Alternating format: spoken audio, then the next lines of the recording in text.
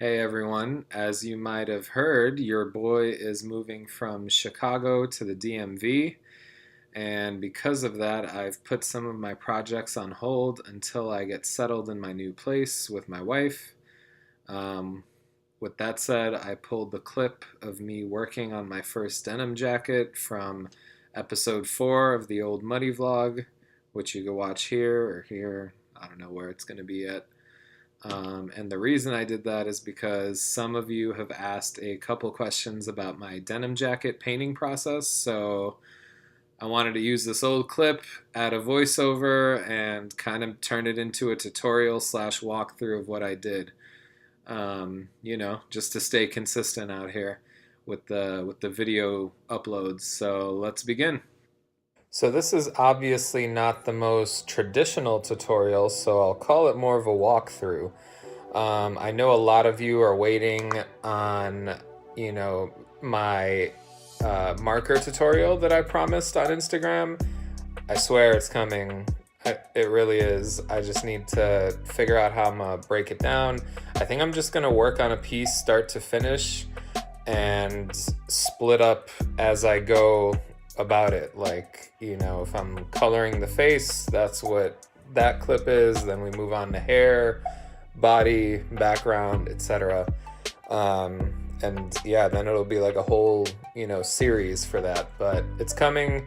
As you know, I'm moving, so got to get things set up. I have a brand new art station that I'm setting up in my new place. So it's high on my list of to-dos. Definitely coming soon. But anyway, for this denim jacket, or denim jackets in general, I had heard about people using a special fabric paint for these types of projects, but I personally have never used fabric paint. I wouldn't be opposed to trying it. Maybe on my next jacket I'll try it out, but what I use is just acrylic paints. The two jackets that I've made, I've painted with acrylic and use some water for mixing, and they came out well for me, so I might continue to use them, might do one with fabric paint, but in this video you see me using acrylic paint. Now I guess to walk you through this process, I learned the hard way about starting with a white background.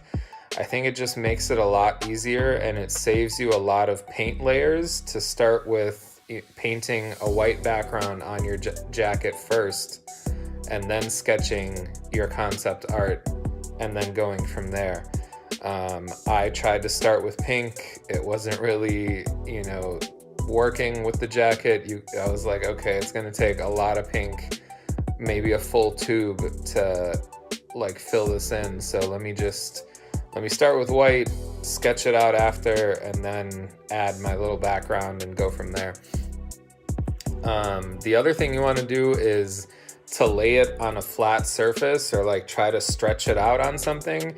I used a clipboard.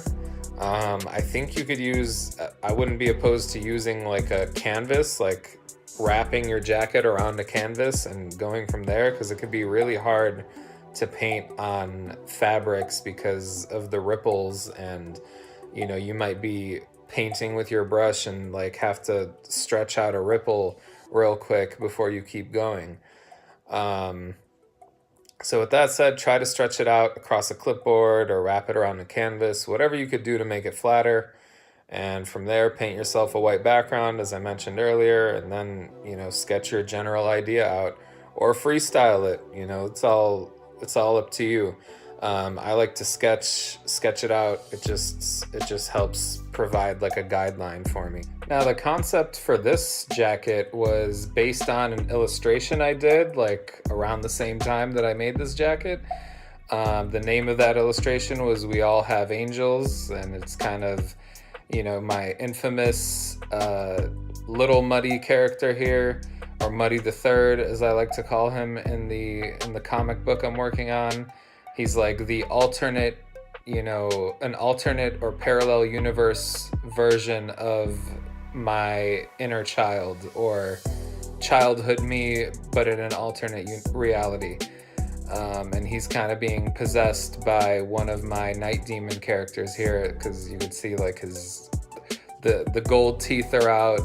You've got the shadow has him with a horn, and then I wrote we all have angels at the top, kind of like we all have angels, we all have demons type of thing. And yeah, I like basically brought the concept of my illustration to a jacket that I wanted to wear.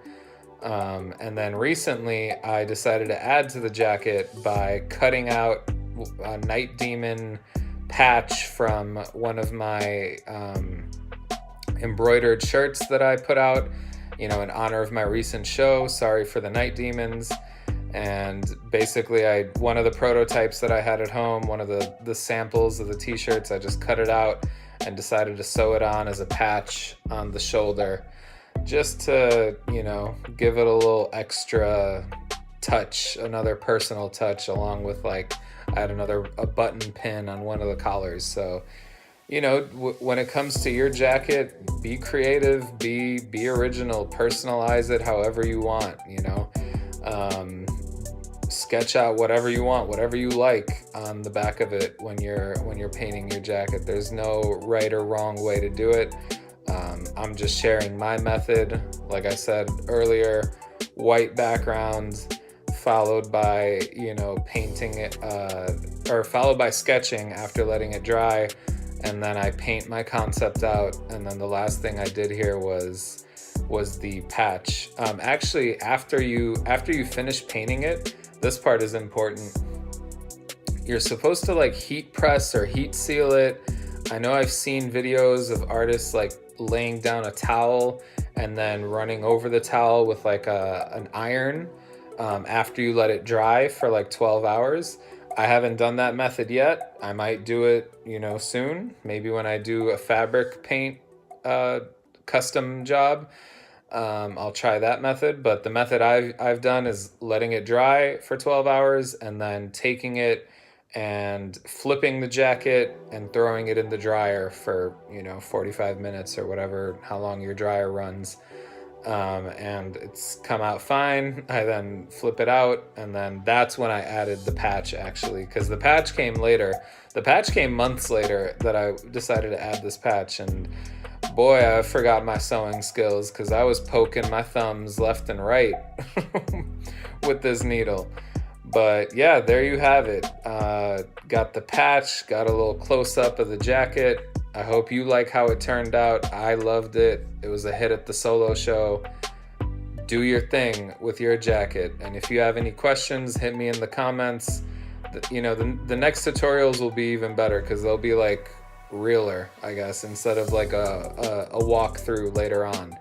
But till next time, I hope you enjoyed the video. Hit that like button, sub if you're new. We out here this year. We changing the art channel game on YouTube. So thank you for tuning in. Till next time.